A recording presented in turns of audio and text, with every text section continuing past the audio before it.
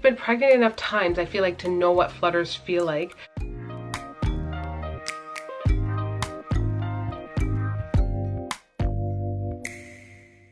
Hey guys, hey friends, Sarah here. Welcome back to my channel. Today I am doing the week 9 to 11 pregnancy update. Before I get into this video, I'd like to say hit that subscribe button if you are new so you can get all the latest on my pregnancy update and my tubal reversal journey, y'all. But before I start off, how about I'm wearing that cute mama bear t-shirt, my cute mama bear sweater was given to me by my children for Mother's Day. Isn't it cute? It is cute. I don't have a big bump yet to fit in it, but I do have a bump. If you guys are not following my personal Instagram, you are missing out. On there, I am showing all the bump. I'm taking a lot of pregnancy pictures and cute ones at that. So definitely check it out at I am Sarah Latouche. Link will be right here. Definitely check it out, y'all. I never want to make these videos extremely long, so I'm just going to move right in. I am still struggling with being out of breath. That's the first symptom that just has been there and it has not gone away. So there's not much to say about that. That's just that. Anyways, moving on. I'm going to actually start with probably one of the most serious ones for me, or just very different symptoms for me. I have broken out all over the place. My face is breaking out, my back's breaking out at times. It's not excessive, it's just like little bumps here, 1 or 2 bumps here and there, but it's a lot for me because my face was relatively smooth before all of this.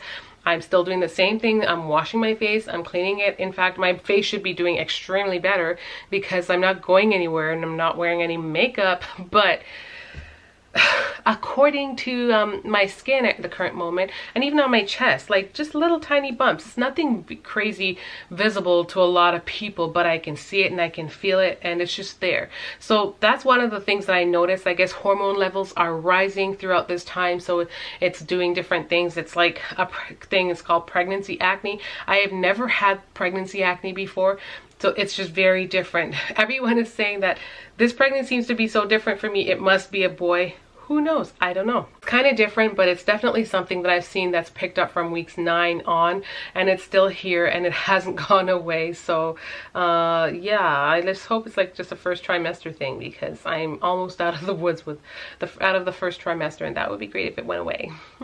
Thanks. I think I've mentioned before that I've had heartburn.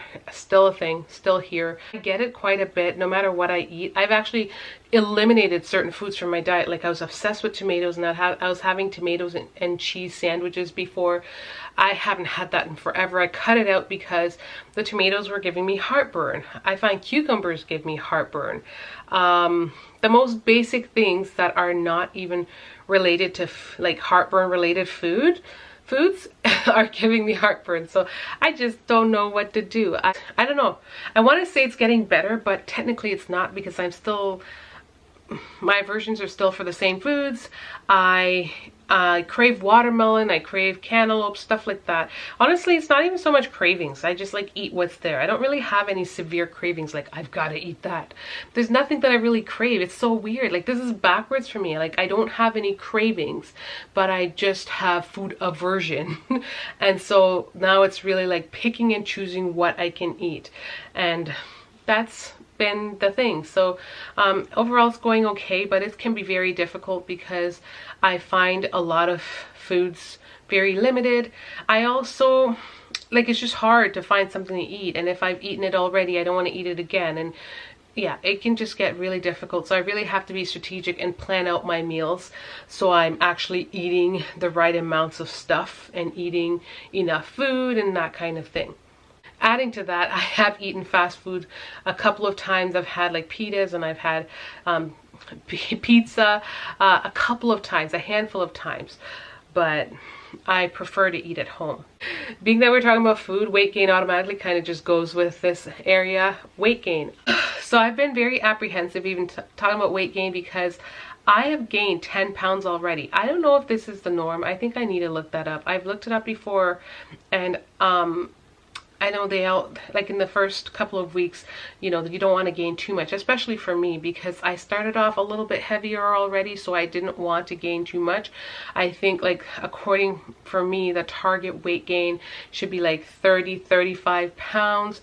Yeah, it should be 30-35 pounds. Last pregnancy I gained about 43 to 45 pounds, and so I was trying to kind of stick within range for this one. I didn't want to go over that, and it just sucks because I started heavier already. So we'll see what happens. I am trying to remain active. This last couple of weeks I haven't been able to, because I don't know if many of you guys know, but I am in my studies. I am a psychology major, guys, wrapping up my last courses. I have 2 courses that technically, there's like the one major one that I got to wrap up, and so I have been studying, and that takes a lot out of me, because I'm, you know, trying to do all the things in the morning, and then I have my vlogs that I'm trying to take care of and edit and post, and then I have my studies that I still have to do, and it's just consuming. So trying to fit time to exercise doesn't always happen, and that's another thing that I can't wait to get this out of the way so I can find the time to do that, especially throughout my last semester. And just getting outside and being active, just going for walks at least half an hour a day would help to keep my weight at bay. Oh, your girl's a poet. Yeah, that's like my main concern. I just don't want to go overboard with that, but you know, it's happening and it's starting, and I can't wait, and I can't wait to go and to my ultrasound to make sure that it's only one. I forgot to tell y'all in my last video, when I went to my ultrasound, or even before I went to my ultrasound, I always thought the baby was on one side, and then when I went to get my ultrasound, the doctor found the baby on the other side, and I felt like I felt early flutters. I've been pregnant enough times, I feel like, to know what flutters feel like, but honestly I try not to put it out there because I feel like people are gonna be like, no, it's not flutters, but I feel like I can feel my baby move, like just tiny movements. It's not kicks or anything like that. It's just basic, like every now and again you feel like a little, it's like a butterfly flutter in there. Leave a comment down below and let me know I'm not going crazy if you felt like you felt your baby move around like even 11 weeks, 10, 11 weeks. I know it's early, but they've been moving in there for a long time, and I guess it's really a matter of how perceptive you are too. Like, you might be able to feel it more, and especially if you're a mom who's been through this enough times as well. I think you're more like inclined to feel that kind of stuff. So I'd love to hear from you guys if So anyways, guys, I don't even remember where I was exactly because my kids just interrupted, but I think I was saying that my doctor went ahead and found the baby on the complete opposite side than what I felt like I felt flutters on. But I'd love to hear if you guys felt like you felt flutters that early, because I've felt it just a couple of times, not a lot in a day, just like maybe once a day, not every day, but here and there. So that's what made me know that it wasn't like gas or anything like that. It was, I'm pretty certain it was me feeling the baby. Anyways, at the ultrasound, the doctor found the heartbeat on the other side. And when she first started, she was going on the left side at first. Me basically in the position that I am filming right now. She went on the one side, and then we could have sworn we were hearing it pick up a heartbeat on the other side. But then she's trying and she couldn't find it. And then she came back, but I could have sworn we heard like fast pace. Then we came onto the right side, then she found the heartbeat over there. I was like kind of shocked. So I mean, we didn't talk about it. We're like, oh, okay, that's interesting, because I thought I felt baby on the left side. That's interesting. And I even told her, I said, like, I felt flutters already, and she said, and I said, like, am I going crazy? And she said, I don't know, like, I wouldn't say I would confirm flutters. That's what she said. But at some point or another, when we were discussing that genetic testing, she explains everything and why some women choose to do it, why some women choose not to, and yada yada. But then she states that, oh, I think it's a good idea, like, but I think it's a good idea because she doesn't flat out say it's a good idea. She says, but you know, keep in mind, it's another ultrasound, right? Because she knows I missed one and I didn't get an early ultrasound. So she said it so many times that it's an ultrasound, right? And she said, and that way you can also check to see if there's only one in there. And she said that, and we're just like, I was just like, yeah.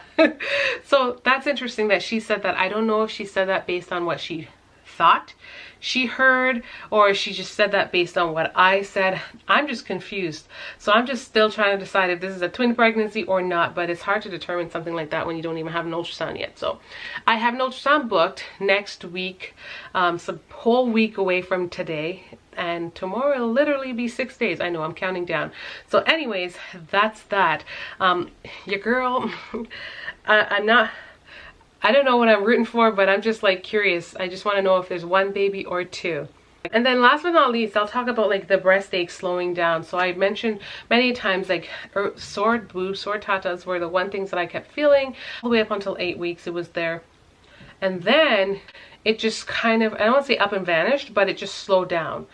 I can't say I really have achy boobs anymore, but this is like I'm approaching the stage where your hormones are about to taper off, right? They start tapering off, I guess, at the 12-week mark, because baby has developed, so much happens in the first 12 weeks, and then now it's just really about growth and then other things that kind of slowly do its thing.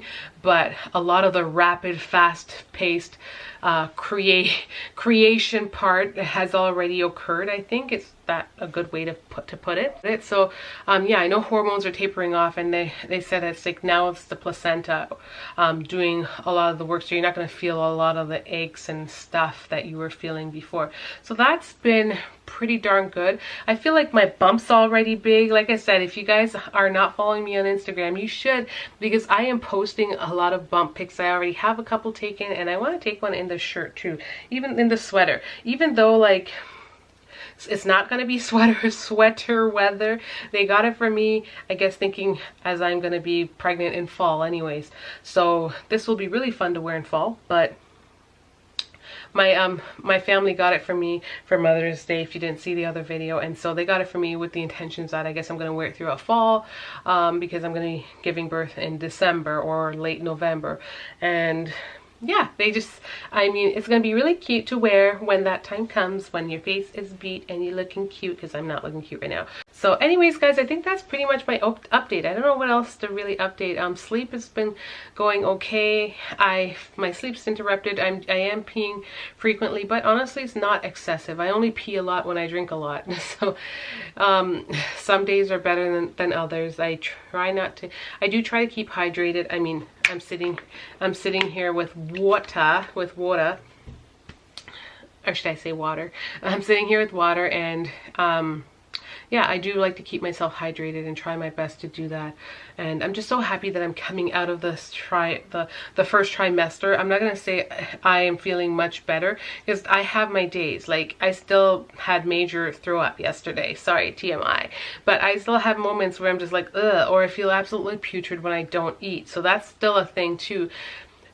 Like, I just ate not that long ago, but if I'm still up and I need to eat and I feel hungry, that's when the nausea, yeah, that's basically when the nausea comes on, and I just need to eat really, really quickly, or else I'm gonna feel really sick. So that is pretty much it, guys, for my update. Hope you guys enjoyed it. Thank you so much for watching. If you made it this far, you are a champ, and I appreciate you. Thank you. Until next time, guys, much love.